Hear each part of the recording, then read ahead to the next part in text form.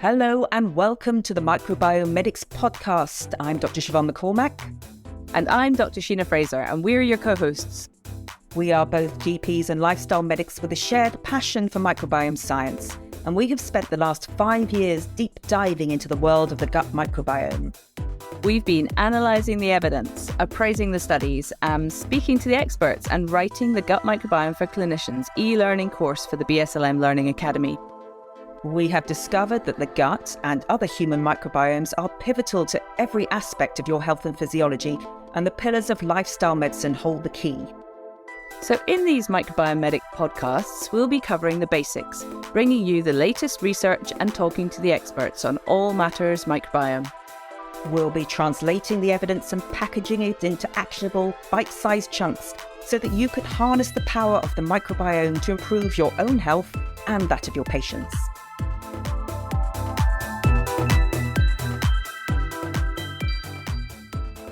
Hello, I am Dr. Siobhan Mccormack, and this is Microbiome Medics podcast. In today's episode, Dr. Sheena Fraser and I will be discussing the impact of antibiotics on the gut microbiome. The gut microbiome usually refers to the trillions of microbes residing in your colon, and most of these are bacteria.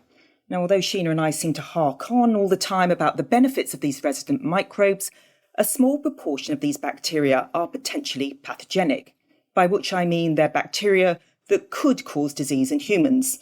Now, of course, pathogenic bacteria can also come from your environment, in your food or air particles. And just to put it in context, it's been estimated that about 7% of all known bacteria could be pathogenic to humans given the right conditions.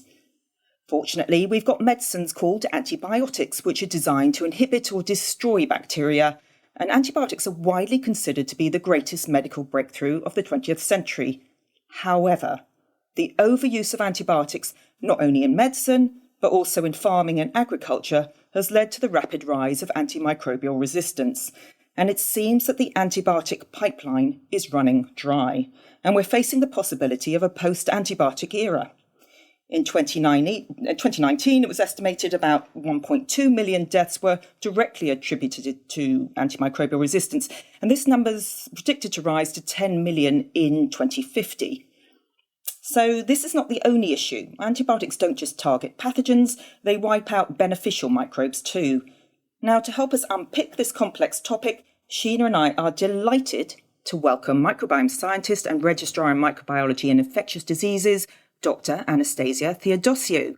Now, Dr Theodosiou is passionate about microbiome science, in particular early life microbiomes, and the impact of antibiotics on the gut microbiome.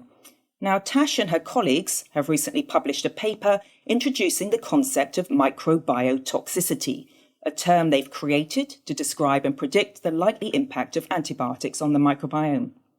Now, Tash has recently relocated to Glasgow and is presently sitting next to my co-host Sheena, as they live near each other. Hi Sheena, hi Tash, how's it going? Hi, Shiv. We're good, thank you. It's really good to be here, and I'm really delighted to welcome Tash to the podcast. We're both in Glasgow, and I'm really excited because I've got another fellow bugs-obsessed medic who lives really close to me, so I'm delighted with that. Hi, Tash. Hi, both. Thanks so much for having me on the podcast today. Really excited to be here. No problem. Right. Well, let's kick off. Tash, I wanted to just ask you a few questions about how you got into microbiome science and really just give us a little summary of your research to date and what you've been up to. Yeah, so I've always been really interested in pregnancy and early life. We talk a lot in healthcare about the first 1,000 days of life. So from conception until a child is 2 years, because we know that what happens in those first 2 years has a disproportionate effect on a person's health, potentially all the way throughout life and into adulthood. But then I fell in love with microbiology and went off in that direction. And it all kind of came full circle when I first read about the microbiome and realized that it is this crucial health determinant in early life, and yet there's so much we don't know.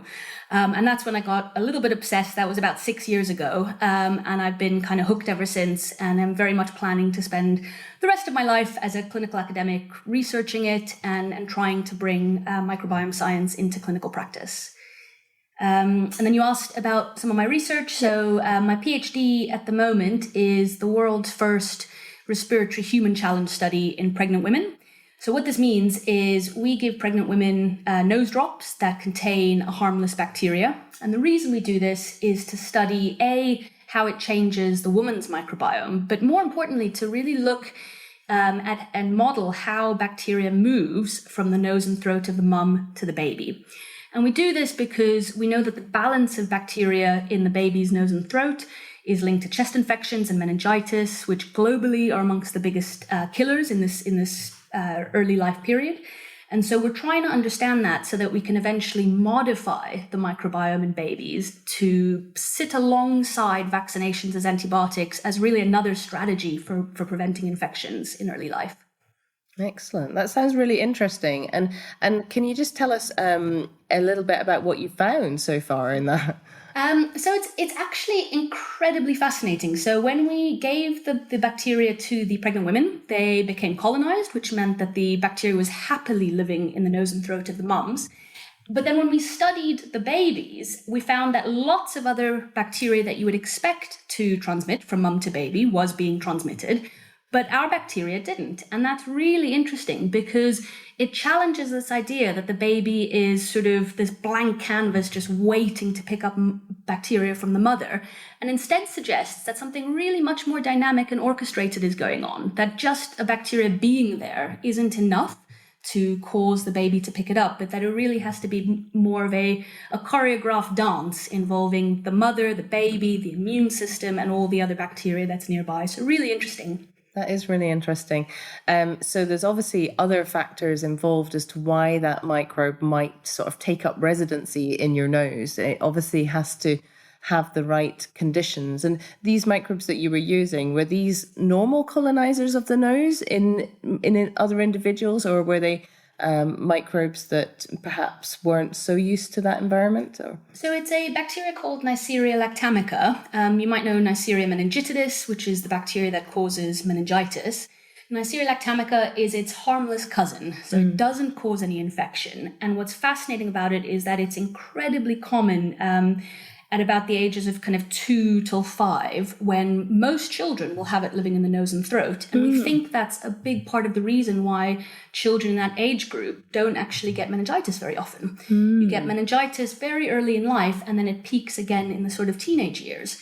Yeah. So that was our motivation for using that bacteria, because we thought if we could get that into the baby before you can vaccinate them, that it would provide this protection in that really early high-risk period. Interesting. But that suggests that it wasn't necessarily adapted to live in a newborn. So we're unpicking it at the moment. We're looking at the baby's immune system, the mum's immune system, the breast milk. There's a lot still going on. So Tash, can I just butt in there? Because it's a really interesting study, but I was also just considering how difficult it must be to get studies agreed when you're sort of talking about pregnant women and neonates. And can you talk a bit about that? I mean, there can't be that many studies in this area. No, so we are the first one of its kind, so the first one that was done in pregnancy. It's actually something I feel really passionately about. If you go back sort of to the late 20th century, there was this big move against doing any research in pregnant women because there were a few high-profile, really sad kind of disasters, things like thalidomide and DES, where drugs that were used in pregnant women resulted in really horrendous malformations in the babies. But it's actually really interesting. So that moved science away from doing any research in pregnant women. But as a result, we've got all the medication we use, by and large, hasn't really been tested in pregnant women. And I guess if you flip that on its head, is that protecting women, or is that blocking off this whole sector of society from having medications tested for their use? And I think I'm a big advocate for working with patients and the public, explaining. I mean, at the end of the day, pregnant women are by and large consenting adults, and the fact that they were classed as a vulnerable population, not able to consent to research for decades, is a bit of a travesty. So it was a really awe-inspiring journey, because these women were so engaged with the study and so open to learning and participating. So yeah, really, really grateful to them. Oh, it sounds amazing. If I can just move tack slightly from those brilliant studies, which I'd love to discuss more. But if we just talking about this antibiotic microbial resistance issue that the World Health Organization now say is one of the top 10 threats to human health. Just for those listeners who are curious and wondering, what exactly is antimicrobial resistance and why can't we just make new antibiotics? What's the problem? So I guess we need to think, we kind of focus always on humans, and we need to remember that antibiotics and antimicrobial resistance predates humans. So bacteria are adapted to the world, often living in the soil, and they have to compete with each other. They have to compete with fungi. And so they developed antibiotic resistance to sort of compete in those natural environments. Then we came along and we introduced chemical antibiotics as medications. And every time you expose bacteria to drugs like antibiotics, you sort of select for those resistant genes. So they already had them, for millennia, but now we're starting to bring them to the fore because of the antibiotics that we use. And so what that means is when you give someone antibiotics, it'll kill all the bacteria that are susceptible and create beautiful conditions for the resistant bacteria to thrive. And so then the person who took antibiotics can develop a resistant infection, but also that bacteria can then spread to other people. So you can end up with infections that are resistant to antibiotics in people who've never even had antibiotics. I think sometimes patients can misunderstand this and think that, they've become resistant to antibiotics, but it's not them, it's the bacteria. And that's what makes this such a global health problem, because these bacteria can spread. As you say, the goalposts are shifting because the more antimicrobial resistance we have, the more we're having to develop these broader spectrum antibiotics that are tailored to treating really resistant infections. And so that leads to more resistance. So we're kind of shifting the goalposts. And I think there's never been a more important time to practice really good antibiotic stewardship because things could get an awful lot worse. So you've coined this term microbiotoxicity, and you've written a paper on this. So can you tell us more about how antibiotics impact on the microbiomes and really why you thought it was quite important to coin this term and actually seek some kind of measurement of this? Because that's really, really interesting. The conversation tends to focus on antimicrobial resistance, but I like to think of that as one of many bystander effects that you have to deal with when you use antibiotics. And again, I just need to say, I'm a microbiologist. I think antibiotics are amazing. I think when someone has a severe infection, there is nothing in the world as satisfying as giving someone a course of antibiotics when they're septic and seeing them bounce back to life. So in the right circumstances, they are fantastic. But they have these bystander effects, and these range with the type of antibiotic using and the type of patient you're giving it to. And resistance is just one aspect. The broader picture is what antibiotics are doing to the microbiome. And whether we like it or not, they are changing the microbiome each and every time we use antibiotics. So what I want to do here is take a step back, because I think to understand microbiotoxicity, we have to start with thinking about the role of the microbiome. And I find it really helpful to think of it as a human organ system in its own right. I think it does a lot of what you expect an organ like your liver or your kidney to do. So it follows a predictable development from babies through to adulthood. It performs vital physiological functions like making vitamins, hormones, neurotransmitters. And I think for me, most importantly, it's critical in immune development. So if you then take antibiotics and you disrupt that sort of network, that organ, you are potentially damaging it. And doctors are really good at already thinking in these terms. So we say, if a medication damages the kidneys, we call it nephrotoxic. If a medication damages the liver, we call it hepatotoxic.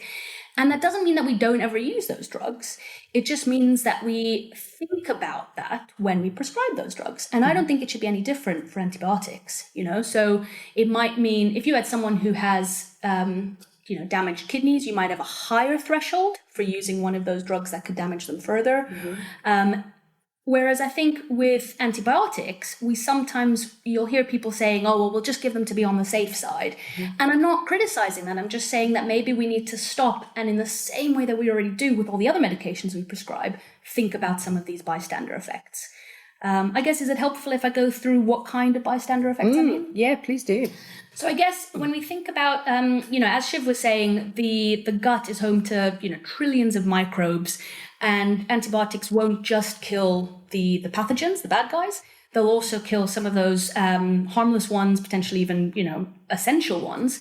And you get two things happening very quickly. So you reduce the overall number of bacteria, what we call the biomass, and you also reduce the types of bacteria, the number of different types of bacteria, what we call diversity. And because the microbiome is a network, antibiotics can actually kill a lot more than just the bugs they're targeting, because just say they target certain bacteria, but those bacteria are critical for the survival of other bacteria, you could actually end up knocking out several players in a network, which means you then shift the makeup of the microbiome. And if that makeup is, regulating vitamins and hormones and neurotransmitters, I think it's reasonable to sort of put that in context and understand that you could be affecting the function of that organ. And why does this matter? Because there's increasing evidence that this type of microbiome disruption is linked to downstream ill health. So diseases like diabetes, asthma, inflammatory bowel disease, obesity, even cancer are becoming increasingly linked with antibiotic-associated microbiome disruption. That's interesting.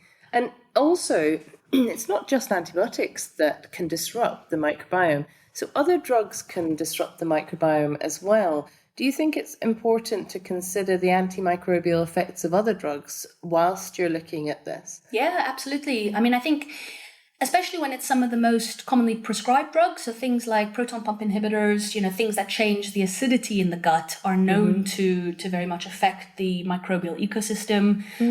Things that we take in as part of our diet, so things like emulsifiers in processed food, I like to think of them as being basically fairy liquid for your gut. It just kind of cleans the inside, which isn't what you want when you've got a dynamic ecosystem.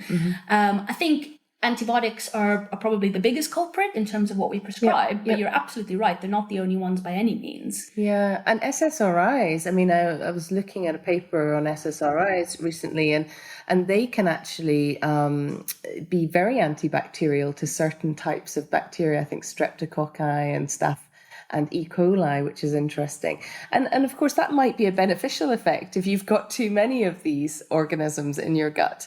And of course, from the antibiotic point of view, you're giving that antibiotic to provide a beneficial effect. So you're trying to knock out certain microorganisms to improve the microbial structure there. But as you say, there's this fallout and there's this knock-on effect on the other resident population. And the whole dynamics of that ecosystem can change. And then that provides a very different ecosystem and can take a little while. So how long would it take for an ecosystem to recover after an antibiotic, for example? So it's a complex question because it depends on the patient and it depends on the antibiotics. So to kind of take a step back, part of why we published the paper on microbiotoxicity was to kind of create a framework so that people can think about these antibiotic decisions in a really step-by-step way. So before you can answer that, you need to kind of think about who your patient is. So we know that if your patient is either a pregnant woman, a baby, an elderly patient, someone who's immunosuppressed, or someone with kind of high levels of inflammation, those are all the people who are most at risk of microbiome dysregulation with antibiotics, so microbiotoxicity basically. So they might end up having a much longer and more pronounced perturbation than sort of, a healthy middle-aged adult. Similarly, it depends on the antibiotics that you're using. So we go through in the paper how different types of antibiotics have a more marked microbiotoxic effect. So we think about the spectrum of activity, so the bacteria that the antibiotics target. So broader spectrum it tends to be a bigger problem than narrow spectrum. But even with narrow spectrum antibiotics, it also depends what you're knocking out. So antibiotics that target gram-negative rather than gram-positive bacteria, and antibiotics that target your gut anaerobes are more of a concern. So things that I think a lot of doctors think of as being relatively innocuous antibiotics, things like metronidazole for anaerobic cover, are actually, making a beeline for some of the most protective bacteria in your gut. The other things are the duration. So, it might sort of seem intuitive that longer courses, multiple courses, and multiple different drugs in a combination are all going to be more harmful to the microbiome. So in terms of your original question, which is how long, the perturbation can be anything from a couple of weeks, but then there's been studies where, it's in excess of a year later. And that's just the measurable microbiome effect. What we don't know is the downstream effect that that's having in health. Because, for example, in the newborn, the microbiome is actively training the immune system. So even if the microbiome signal goes back to normal, say a few months later, the sort of thresholds of the baby's immune system may have changed in a way that could be permanent for years, and that might be what's driving some of the signal that we see in terms of increased rates of asthma, increased rates of diabetes, because you've fundamentally shifted that developmental process. That's right. And antibiotics before the first year of life is a considerable risk factor for autoimmune conditions and allergies and even chronic diseases. So it's interesting. And as you say, what that real impact, I think that's yet to be fully discovered, how that really impacts upon the gut microbiota and the immune system development in the newborn. So how would you like a clinician to use your term microbiotoxicity in clinical practice?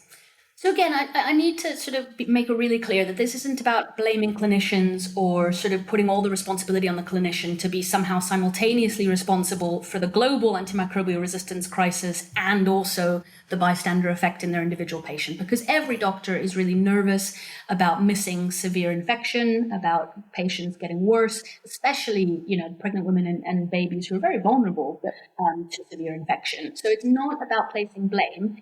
It's about creating a framework where you can help them balance up, the risks and the benefits, so that they can make a more informed decision. It also, I think there's something to say about reframing the narrative. As a microbiologist, a lot of stewardship discussions are understandably about antimicrobial resistance, but I think a frontline prescriber might feel a little bit like that narrative is at odds with the patient in front of them. It's quite hard when you have a potentially sick patient in front of you to be worrying about the rates of, carbapenemase resistance in India when there's someone in front of you. And it's equally very hard for patients. If you have a mum who's worried about her child, it's very difficult to expect her to put, the global resistance problem in front of the health of her own child. So I think microbiotoxicity is a really helpful way of reframing the conversation so that it's the risks and benefits to your own patient, not a global problem.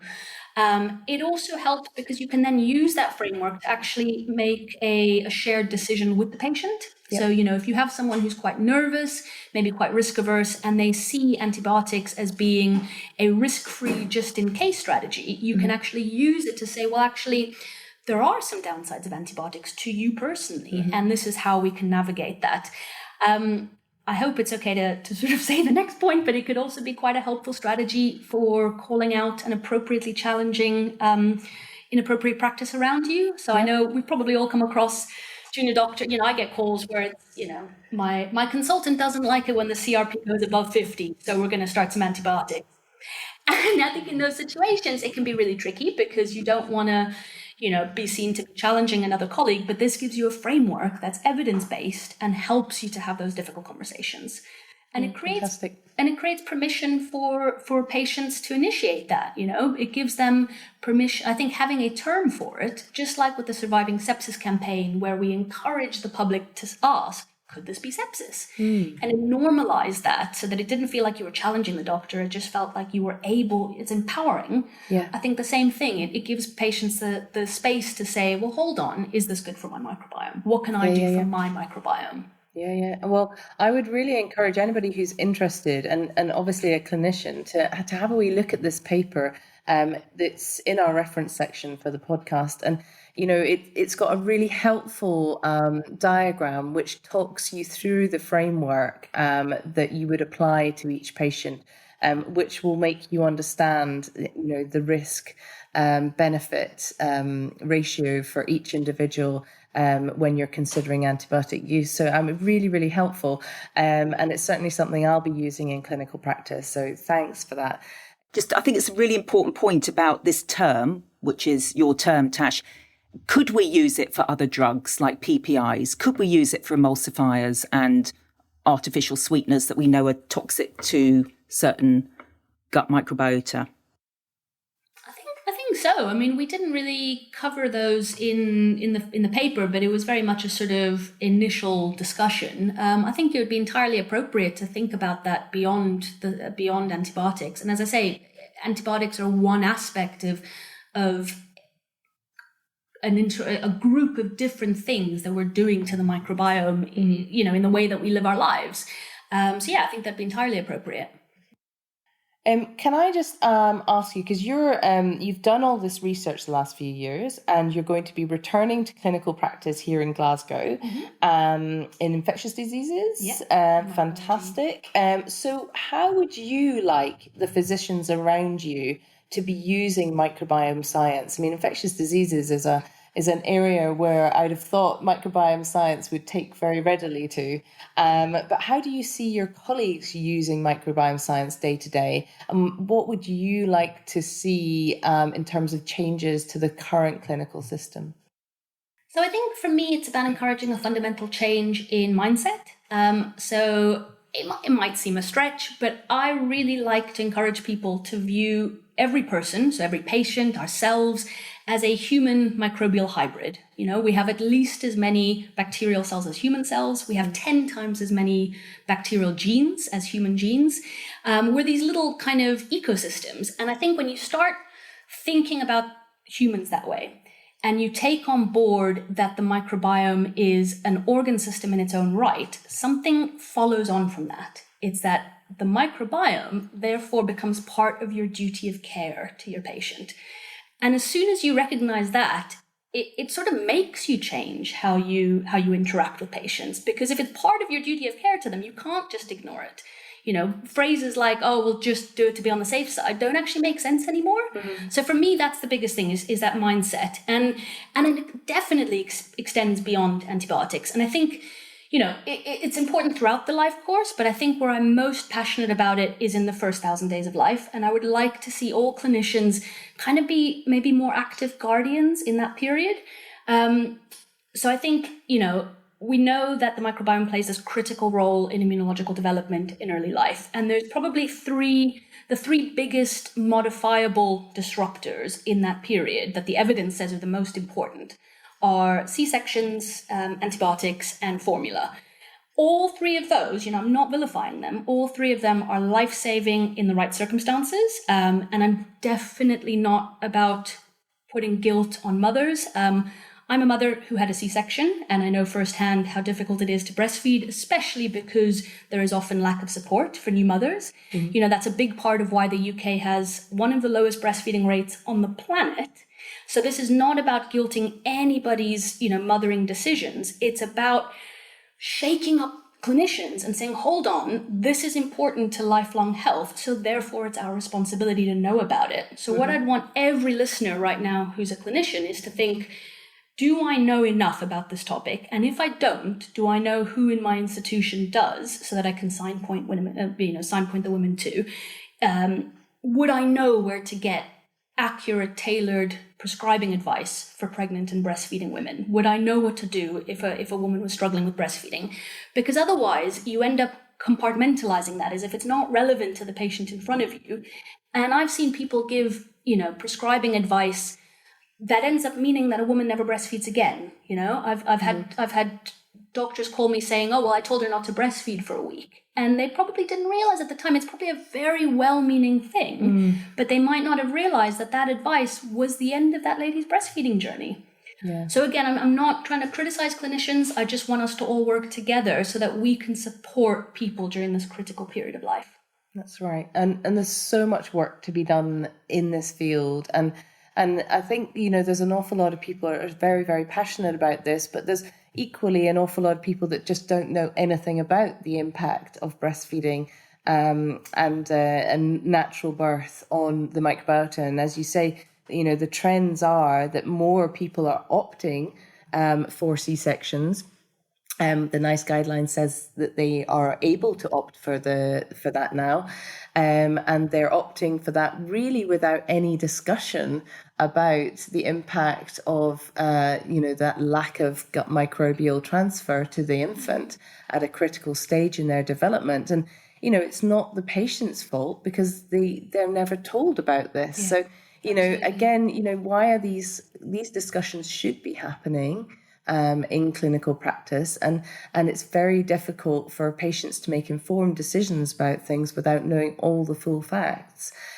So I think that's a really important point to make, and certainly something that Siobhan and I are very passionate about is the impact of that early life, all those early life choices on the microbiome development and how important it is to get that bit right. Yeah, I'm just sort of blown away by this really radical idea, and I guess it's the direction of travel we've been going in Sheena, this idea of duty of care to the holobiont. So it's this combination of, your cells and your microbiota or various human microbiomes that live in and on you. And it's a pretty kind of radical idea. And I noticed in your paper a very striking sentence: first do no harm, which is kind of etched in every medic's, brain from their training. And then you say microbes and all. Do you want to kind of unpick that a bit and what your thoughts were when you wrote that? Because it's a very, interesting statement. I guess for me, it follows on from this idea that the more we learn about it, the more we realize that the microbiome is so active in health. And so if it's taking that much of a role in health, I can't really see how it is separate to the human host. So for me, I don't really feel like you can protect the patient with, and do no harm to the patient without taking that into account. I was maybe trying to be a little bit provocative as well, but I guess, we're having this conversation, so that's probably a good thing. No, it's wonderful. I mean, it's really what we're seeing with you, though. I mean, I don't know how many people like you there are working in the health service. So you're a doctor working with patients at the coalface on the ward who's also doing microbiome research. I mean, you must be unusual. And what do your colleagues think of you? And can you give the listeners and us really a flavour of what being a researcher looks like in real life? I mean, we constantly talk about all this microbiome research, but can you give us a bit of an insight into what it's like and what, the process of getting research grants and what it looks like in real life? So I'm really lucky that I am surrounded by incredibly inspiring clinical academics. Many of them are either pediatricians, microbiologists, infectious diseases doctors. So I'm definitely not alone, and I'm very much at the beginning of my research journey, in awe of some of my supervisors that I've had the pleasure to work with. It's also a massive privilege. I mean, I get paid to learn and ask questions and then get to think about how to use that in clinical practice. So I love my job, but you are really right that that sort of applying for grants and that can be tricky. I guess being aware of that is helpful, because I think maybe the general public, even other doctors, has this idea that kind of science is gospel, but actually the questions we ask are really influenced by funding decisions. Funders will fund what is going to be impactful. Sometimes that means what's going to change clinical practice, but more often than not, it means what's going to get published and cited in good journals. So the types of questions that you ask and the type of science that gets done is really dependent on those types of considerations. I guess having spent the last few years trying to get to grips with the microbiome science, there's a few things I think are really useful for the audience to take on board, and that's to do with what types of evidence do we have about the microbiome and what types of evidence do we need in order to be able to justify changing clinical practice. And And I guess it'll also help because microbiome science sometimes gets some criticisms levied at it, and it'll maybe help us, how do we appropriately respond to those? I guess one of the things that comes up is that a lot of microbiome science is observational, and what that means is you look at the microbiome, you look at the health outcomes, you find an association, but it doesn't necessarily mean that, the one caused the other. So you might find that, bus accidents are more likely to happen on a particular route on a Tuesday. So do Tuesdays cause bus accidents? Well, no, of course not. It's because the bus route is on a Tuesday. So trying to get the direction of causality right can be tricky. But I think what I'd say to that is we shouldn't shy away from that as if it's somehow like an aha moment proving that microbiome science is rubbish. Because actually we've changed a lot of practice historically on the basis of really, important observational data. I mean, we never randomized anyone to smoking before realizing that it's, one of the biggest public health culprits out there. So I don't think we should be ashamed of the fact that a lot of the science is observational. There is a lot of really important interventional animal data, which I think is really compelling because it does suggest that causality and it does suggest mechanisms. So what I mean by those is there's a lot of different studies using, germ-free mice who don't have a microbiome. And you change them in some way. So you give them, say, antibiotics, and then you take I'm causing confusion here. So you take an ordinary mouse, give it some antibiotics, change the microbiome, and then you take that microbiome, so the poo basically, and you put it into a germ-free mouse that doesn't have a microbiome. And what you see is that even though the poo itself has no antibiotics in it, the microbiome changes that mouse. So, and there's lots of different models that they've looked at. Some make the mouse gain weight, some make the mouse have what looks quite a lot like inflammatory bowel disease, but then it goes even further. When you then fix the microbiome, you fix the condition that the mouse has. So what you're showing is it's not the antibiotics themselves, it's what the antibiotics were doing to the gut microbiome, because you can transmit that from mouse to mouse, and you can make it better just by fixing the microbiome. So although we're not mice, I find that really compelling. And it also has helped because there's sort of cellular studies and mouse studies where they've suggested mechanisms. So a lot of this is pointing towards inflammation as being the underlying mechanism. So the antibiotics change the community shifts towards a more pro-inflammatory microbial community, and that then leads to downstream health problems that in themselves have an inflammatory basis. So things like inflammatory bowel disease, cancers, all of these are basically dysregulated inflammation.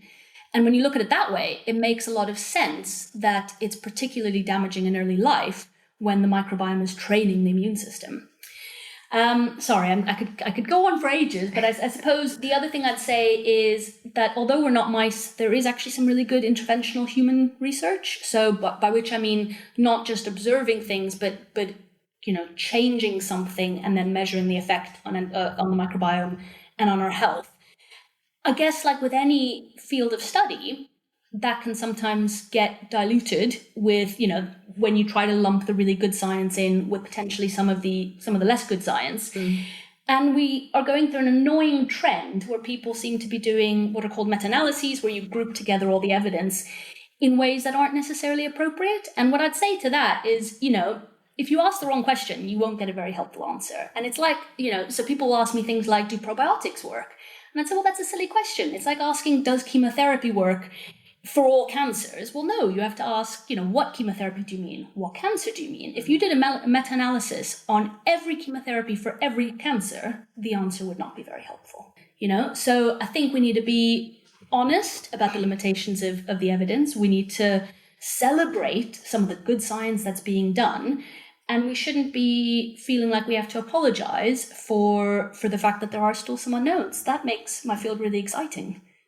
I mean, that's incredibly helpful, just the way you've put that. I'm just thinking about people who are listening, because there will be all sorts of people out there. Some will never have had antibiotics. Some will be worried because they've just had a course of antibiotics last week. Some will be concerned because they've had multiple courses of antibiotics or their kids just had an antibiotic.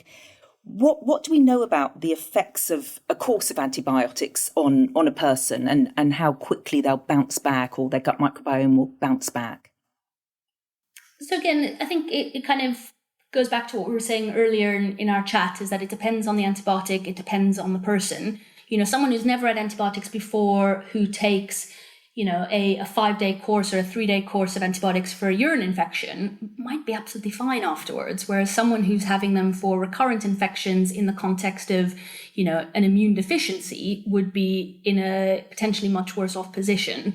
So I think it depends, sort of on the individual. So I think there was a study on looking at healthy people. So if, for example, Tash, Sheena and I took a course, we're healthy, but we took a course of antibiotics, we could all respond very differently. My gut microbiome might recover very quickly. Sheena's might take some weeks, but possibly Tash, yours might take much longer than that.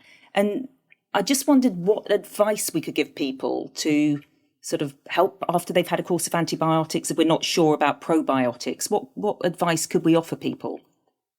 Yeah, again, this goes back to our idea of what evidence there is. And I think at the moment, it's important to say that none of the guidelines that we have recommend any particular interventions before or after antibiotics, things like probiotics or anything else. That doesn't necessarily mean that there isn't a place for those. I think it's important to say that, as a microbiologist, I stand by guidelines, but equally, I think we're kidding ourselves if we don't acknowledge that guidelines are necessarily incomplete. At the moment, no guideline that I'm aware of takes into account microbiome research. I'm sure they will one day. But at the moment, we are playing catch up, and that's just the nature of guidelines. The other thing to say is, each one of these little interventions, say a probiotic, if we take a step back to what it would take to get a new drug marketed, a new drug would have to go through testing in thousands of people. Several drugs would fail before they even get to that stage. So cumulatively, one new product might cost millions of pounds. And that investment is there if you have, on the other end of it, a marketable product that's going to make you at least millions of pounds. The trouble with a lot of these microbiome interventions, if I wanted to show that eating yogurt helps protect you from antibiotic effects, I am not going to get anyone to spend millions of pounds on that, because yogurt exists and sells and isn't prescribed. So I can tell you with certainty, not only do some of those trials not exist, they will never exist, because the nature of research means that no one can justify doing a study to say, does X polyphenol-rich food protect against microbiotoxicity? And I'm not saying that that's a bad thing. Part of me thinks it would be an inappropriate use of money to spend literally millions of pounds showing that, kale is good for the microbiome, because you could spend that on developing a new cancer-saving drug. So all I'm saying is that when we think about the evidence, I don't think we should hold our breath for this data to come out, but instead what we can do is be pragmatic. And so we can say, look, there's a lot of evidence that the microbiome may suffer when you take antibiotics. There are certain pretty low-risk things that you can do in your own household that probably, aren't going to cause you any trouble and may help. That would be things like eating,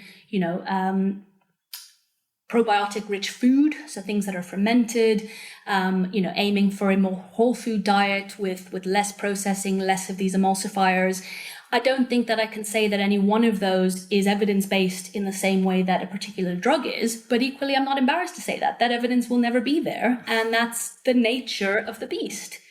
What I will say is that a new wave of drugs or a new wave of sort of interventions is coming. So there's this concept of live biotherapeutic products. So these are living products made in a lab and tested as drugs. So I'm getting very technical here, but probiotics don't have to be tested as drugs. They are marketed as a food, which means they don't have to demonstrate a sort of clinical benefit before being marketed, whereas a live biotherapeutic product is tested exactly as a drug. and is then marketed as a drug, which means we're back to being able to say that there potentially could be, millions of pounds of profit to be made. And so there's a lot of investment at the moment. I think if I had any sense, I would probably quit my PhD and go into a startup making LBPs, but I don't think I will because I'm a sucker for punishment. And actually, we've had our first FDA-approved LBP using the microbiome. So Rebiota is a sort of lab-produced equivalent to fecal transplant for C. diff. And the early results are really, really exciting. So, I think these things are coming. They're definitely coming. Of course, the cynic in me will say, well, that's all very well because, the pharmaceutical companies are driving this research so that they can get the benefits of selling these products at huge expense. And we know that they'll probably charge a fortune for them. But why should we advise patients to have those rather than a healthy whole food diet with lots of fermented foods? When we know that clinical trials like the Sonnenberg's trial that we've put in our podcast before has shown, radical changes to the gut microbiota just with fermented foods. So whilst I welcome more microbiome research, there's a bit of me that's slightly perturbed at the direction that we're going, and I feel kind of sad that it takes us away from a slightly more natural approach. How do you feel about that? Yeah, I think that the two can work hand in hand. I get very excited about some of these new drugs, and I have lots of kefir in my fridge. I think they, I don't think they have to be in opposition to each other. The one is a really pragmatic lifestyle approach that can be a really important part of the kind of holistic advice that we offer to patients. And the other is an exciting new wave of, is one other arrow in our, where am I going with this metaphor? In our sort of, I try to avoid the military us versus them metaphors when it comes to bacteria, because I think that's how we got into this mess in the first place. But it is nice that there might be another tool to help balance and navigate infections that embraces the microbiome rather than fighting it. So I don't think the two need to oppose each other. But yeah, I do agree that we probably don't place enough value on some of these lifestyle and dietary interventions. And I think, the reason it goes back to the idea of evidence and how you would be able to demonstrate enough if you don't have a marketable product. Yeah, interesting. Any final thoughts, Shiv? Yeah, I just think I really like the way that you've introduced this concept, and it's really, inclusive, because actually we all recognise this. Sheena, you'll know this. Tash, I'm sure you will. It's a Friday afternoon. A lovely patient sits down in front of you before the weekend with, a bit of a fever, bit of a cough, nothing much else to find. They've got an important event. It's their daughter's wedding, or they're worried about a spouse who's having chemotherapy next week, or last time they had this 5 years ago, they ended up in hospital. It's this really sort of complex area where you're not going to be able to see the patient for another few days, and you're trying to do the best thing. You have various inaccurate tools, or you could give them a deferred script. And this conversation, I suppose, or this word microbiotoxicity is one that would really help me sort of balance up the conversation. And I know there will be tests available that hopefully will be helpful to help us decide, while the patient's sitting there, the likelihood that it's a bacterial versus a viral infection. And I think you've been doing a little bit of work into that, Tash, is that right? It's something that I'm interested in. It's not something I can claim to have done any work myself, but I guess the one, the keen-eyed, maybe either skeptic or just interested listener might sort of wonder, can we call, in the same way that we call nephrotoxicity, hepatotoxicity, those are things that are readily measurable with simple blood tests. You can measure liver function tests, you can measure kidney function tests. There is not a readily available blood test or biomarker for microbiome perturbation. It would involve sequencing, it would involve data analysis, which isn't practicable for a day-to-day basis. That doesn't mean those biomarkers won't come, and other clever people are doing that type of research.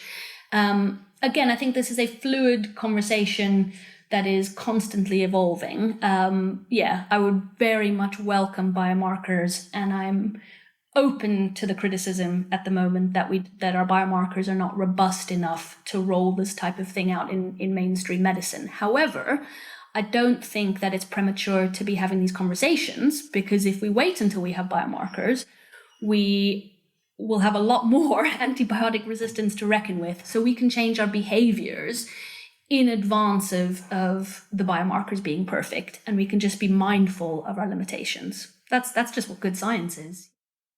That's been an absolutely fascinating conversation, and I've learned a lot, and I'm just delighted that you have come to Glasgow. You're going to be part of the medical team in my area, and I'm really delighted that this message is going to be spread, throughout your department now that you're going to join here. And I'm really excited that more and more medics, I think, will start to understand this if we can keep spreading this message. So I'm delighted that you were able to join us today, and I'm delighted with your term microbiotoxicity, because I think, again, this is something that us medics can run with now, and we can certainly start taking this on board, and we've now got a framework for understanding the impact on the gut microbiome. And so that's wonderful for us. So please do have a look at the paper that Tash has done. It's really fantastic. And if you are in that position now where you're interested in all of this knowledge base, but you still feel you don't know enough about microbiome science, then please consider Gut Microbiome for Clinicians, the online course that's available via bslm.org.uk that Siobhan and I have written. This will take you from a very base knowledge of microbiome science right the way through to the clinical application. So it will give you that knowledge that you need to be able to practice using microbiome science day to day. So thanks again, Tash. Thanks, Siobhan. Lovely to chat to you both. And that's all from us. Bye-bye.